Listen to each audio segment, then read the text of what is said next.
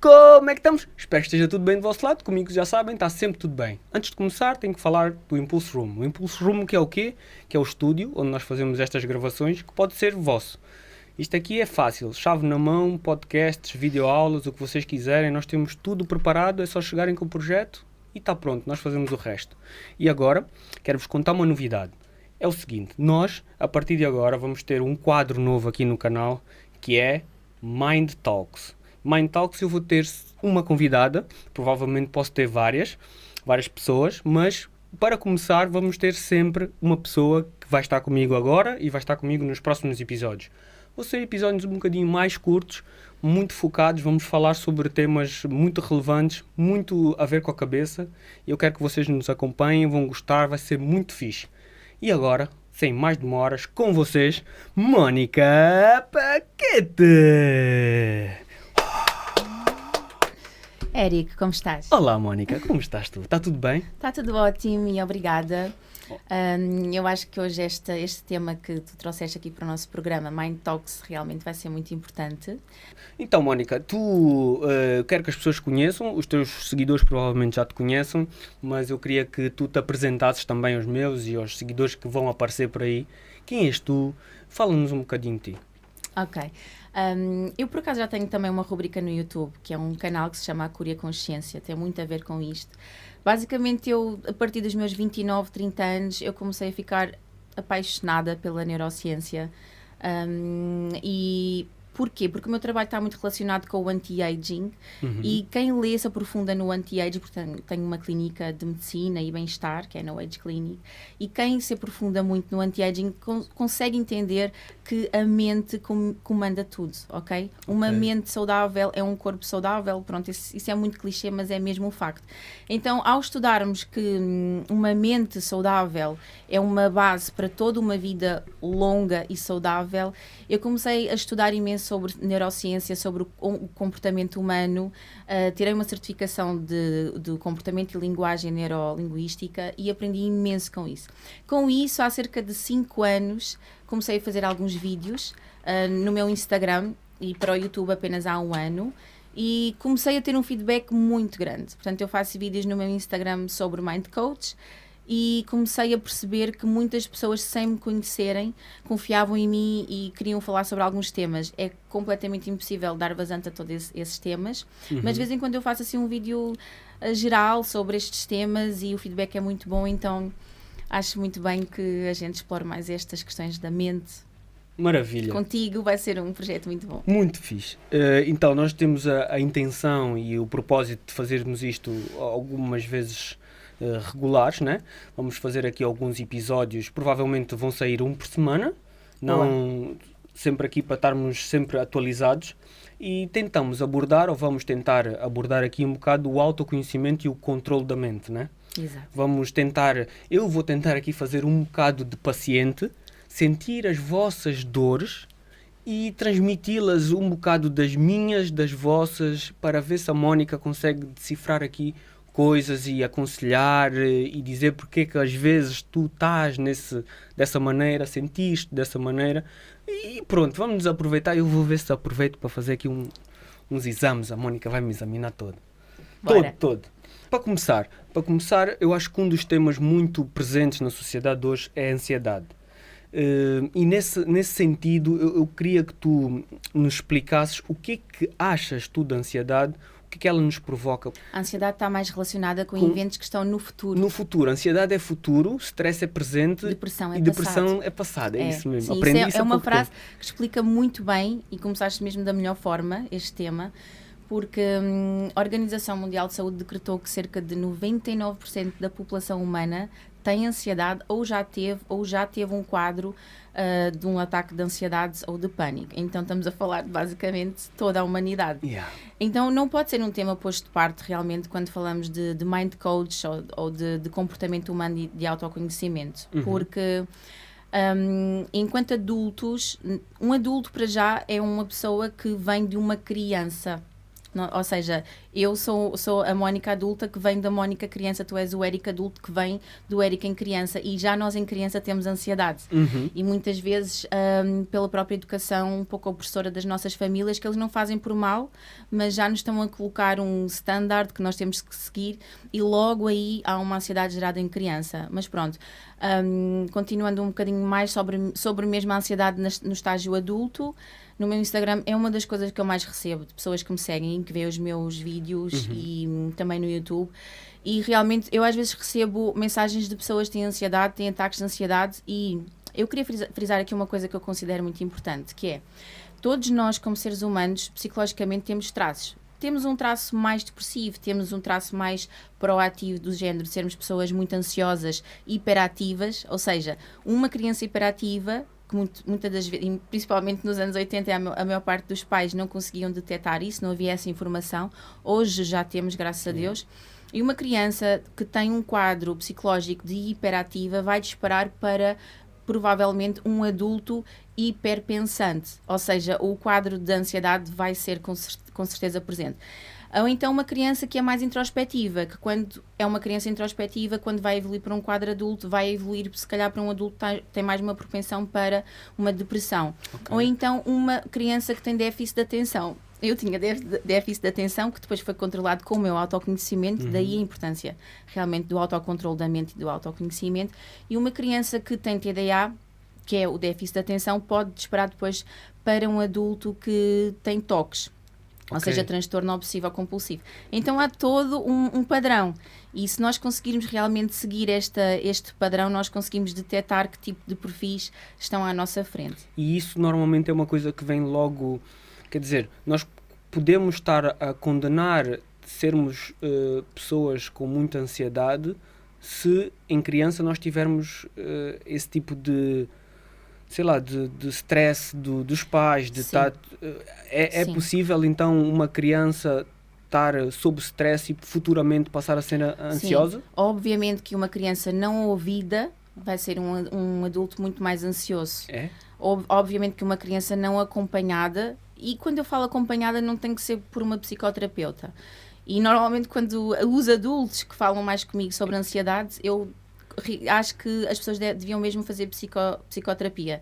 Eu não sou psicóloga, a minha base de formação é gestora de empresas, eu sou empresária, apenas o meu core business da minha empresa está diretamente relacionada com saúde e eu dou formação e trabalho com médicos, e por isso também este conhecimento. Então eu digo sempre às pessoas para irem fazer psicoterapia.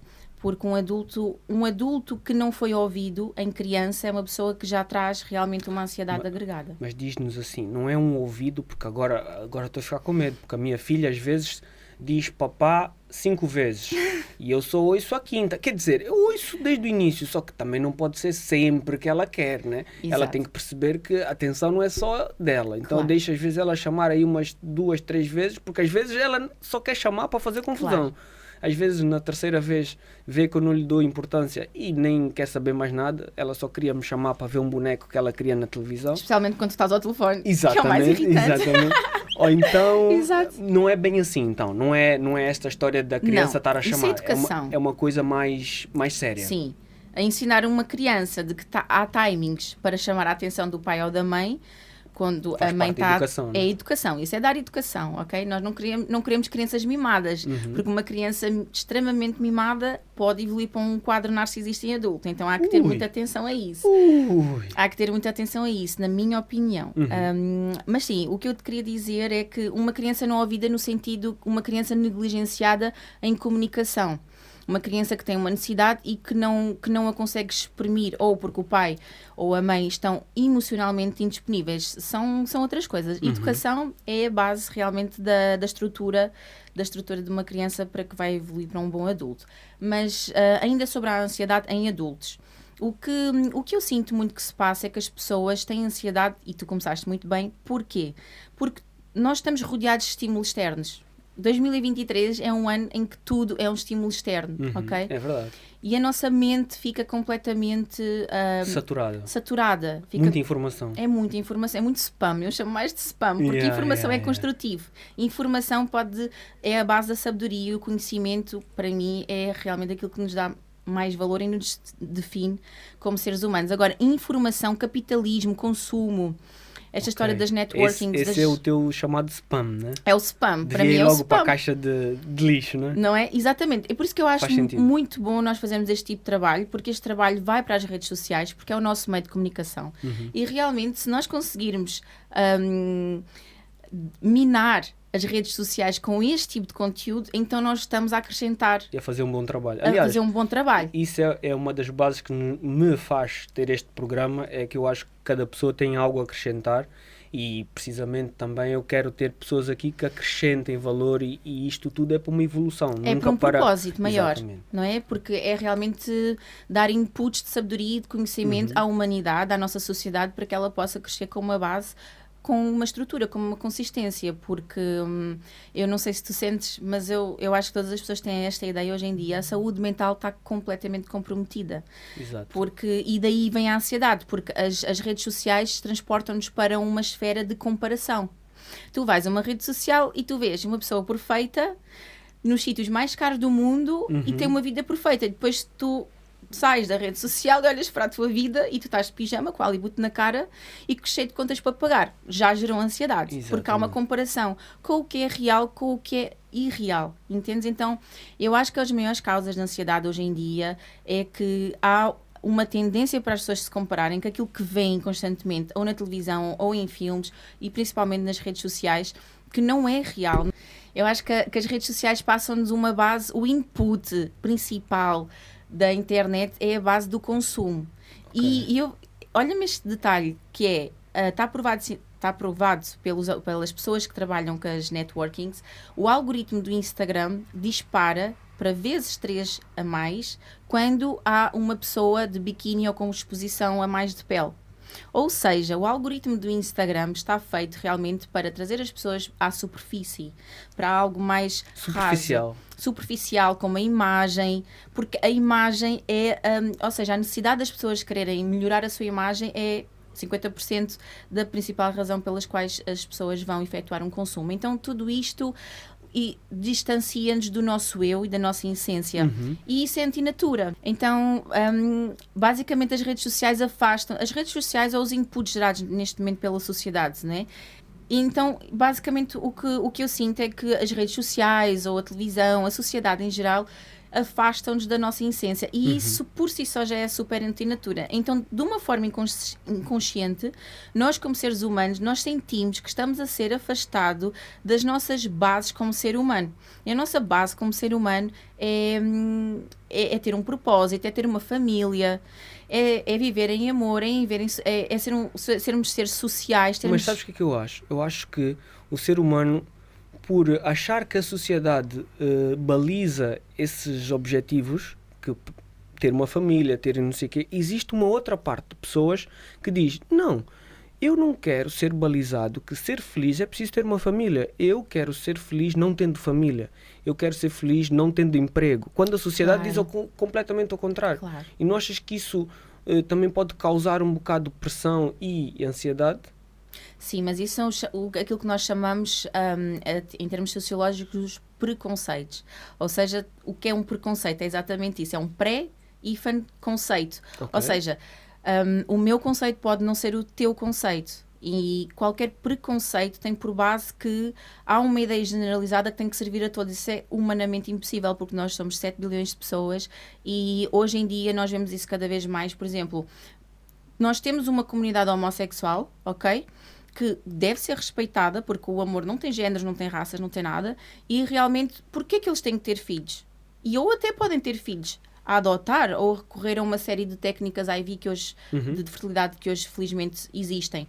Então, exatamente, e esse era um exemplo que eu ia dar, que, por exemplo, uma pessoa que está numa família muito opressora em relação a isso, mas é homossexual, mas não há qualquer abertura da parte da família para que ele possa expor a sua homossexualidade, a forma como ele quer se predispor ao amor, ok? E isso gera ansiedade, porque a pessoa não consegue ser ele próprio.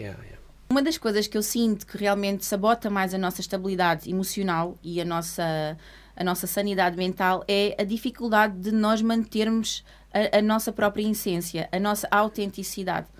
E os preconceitos da família, as educações altamente opressoras, os tabus sociais, as expectativas super elevadas que as redes sociais trazem à nossa vida, em de que aquela pessoa que eu sigo tem carros super caros e tem uma vida super luxuosa e eu ganho 1.000 euros por mês, isso traz uma opressão tão grande, uma opressão e uma pressão Exatamente. tão grande que nós ficamos com ansiedade. Porquê? Porque nós começamos a disparar. A ansiedade está conectada diretamente com a quantidade de pensamentos. Ok. Ou seja, o nosso cérebro está constantemente a produzir pensamentos. Constantemente, até a dormir, ok? No terceiro estágio do teu sono, tu estás a emitir pensamentos, só que são no teu inconsciente e são memórias e são produzidos em forma de sonhos, que tu podes te lembrar ou não, mas isso já são outros assuntos. Sempre a funcionar. Exato, mas está sempre a funcionar. Portanto, o nosso cérebro está sempre a produzir pensamentos. Agora, 2 fatores que vão condicionar a nossa saúde mental e o nosso autoconhecimento: a quantidade de pensamentos e a qualidade dos pensamentos, ok? E as pessoas acham que, eu tenho ansiedade, mas é normal. Ok, as pessoas perguntam assim, até que ponto é que a minha ansiedade realmente me sabota? Então, normalmente as pessoas já pedem ajuda ou exteriorizam que têm uma ansiedade demasiado tarde, é quando elas já estão disfuncionais. É quando um adulto está disfuncional derivado da sua quantidade de ansiedade, ok? Como é que um adulto se torna disfuncional com a sua ansiedade e realmente quando ele começa a pedir ajuda nas suas relações interpessoais, ou porque tem tendência para relações mais tóxicas, porque tem uma necessidade de dependência emocional, porque não se sentem autocapazes de estarem estáveis emocionalmente, então vão procuram essa estabilidade emocional numa relação. Então, uma pessoa que procura uma estabilidade emocional numa relação é propensa a desenvolver uma dependência emocional, logo é meio caminho para entrar numa relação tóxica. Porque precisa, não é? E normalmente essas são as principais vítimas dos narcisistas, que também, pronto, já lá vamos. Então é preciso ter muito cuidado, porque o adulto que já vem de um quadro ansioso de criança, normalmente que não foi um quadro em criança não comunicado ou tratado ou acompanhado, gera um quadro em adulto ansioso, e esta ansiedade prende-se realmente com a quantidade de pensamentos que estão conectadas às expectativas, ou seja, algo conectado ao futuro. Certo. E na verdade, as pessoas sofrem antecipadamente por algo que nem sequer aconteceu.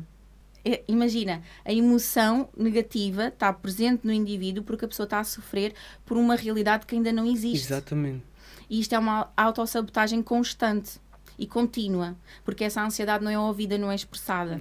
Então as pessoas tendem a curar esta ansiedade quando já estão disfuncionais, como no trabalho, as pessoas começam a faltar aos compromissos, as pessoas não conseguem cumprir horários, as pessoas têm uma casa extremamente desarrumada, as pessoas estão em constante necessidade de discutir ou com os familiares, as suas relações interpessoais começam a ser negligenciadas. E depois há quadros mais graves, que é o chamado ataque de pânico ou ataque de ansiedade. Já tiveste algum, Eric? É assim, eu acho que tive pequenos ataques de pânico que eu simplesmente acabei por conseguir adormecer, provavelmente. Uau! Sei que algumas noites mais problemáticas a nível de trabalho, de relações mesmo em casa, de a filha caiu das escadas e está com um galo. Assim, quando se juntam alguns momentos menos felizes, sinto que eu, antes de adormecer, fico ali um bocado a roçar está tudo mal, e fico ali a bater um bocado mal e depois calma. Porque eu tenho uma técnica, quer dizer, tenho uma perspectiva que é, acho muito importante a gente dormir. Porque quando a gente acorda, parece que há uma pequena limpeza no nosso cérebro. Super importante. É pelo menos o que eu faço. Não sei se é assim. Porque quando eu tenho um problema, eu vou dormir com o problema. Totalmente. Há algumas maneiras, às vezes até falo, eu não gosto de dormir chateado com a minha mulher, eu não gosto de dormir... Pronto, isso fala-se muito. Mas na verdade, quando tu queres dizer alguma coisa à tua mulher e dormes, no dia seguinte já não vais dizer aquilo que tu querias dizer na noite anterior.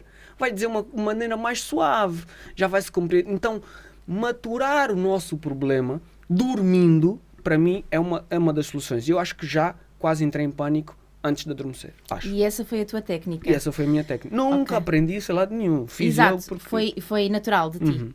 Ok, isso é muito bom, isso é muito bom. Quer dizer que estás bem comungado com a tua essência e tiveste o teu próprio processo de autocura.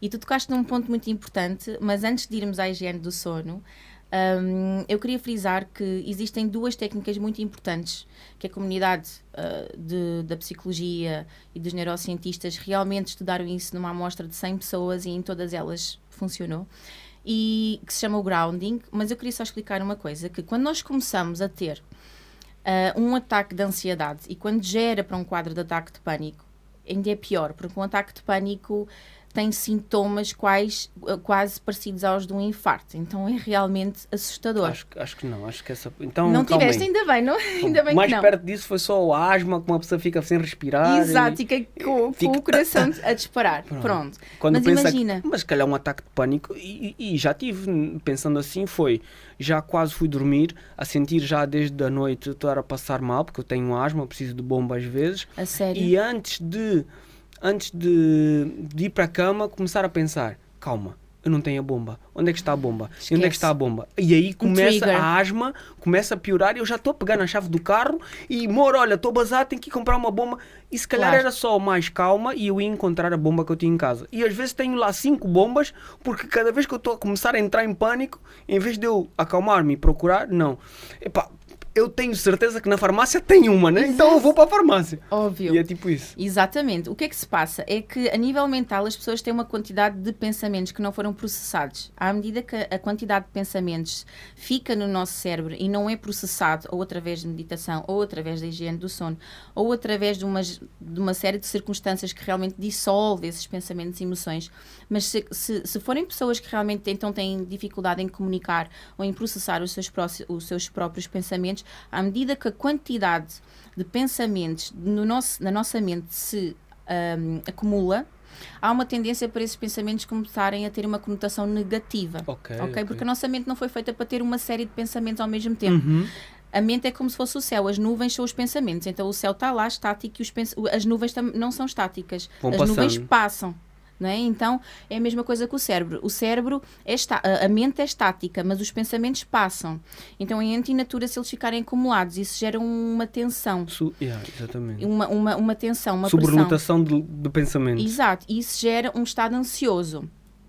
Então, se a quantidade dos pensamentos começar a ganhar uma conotação negativa, é normal que a tua mente vá buscar os tais triggers. Okay. Contigo é a tua asma, não é? Porque, claro, ninguém quer ter um ataque de asma e não ter a sua bomba por perto, não é? Quem quer? Portanto, é uma autodefesa legítima que a tua mente dispara e que o teu inconsciente vai procurar uma solução imediata para que tu não tenhas ansiedade. Agora, existem vários tipos de triggers, alguns traumas, enfim, pode ser uma relação, algo que seja. Fobias, mas as pessoas, fobias também? Claro, fobias, porque uma fobia advém de um trauma, mas tem uma conotação diferente, porque uma fobia limita, né? Um trauma está no nível inconsciente e uma fobia vem já para o plano externo e a pessoa realmente tem medo de uma coisa e às vezes nem sabe porquê, mas pronto.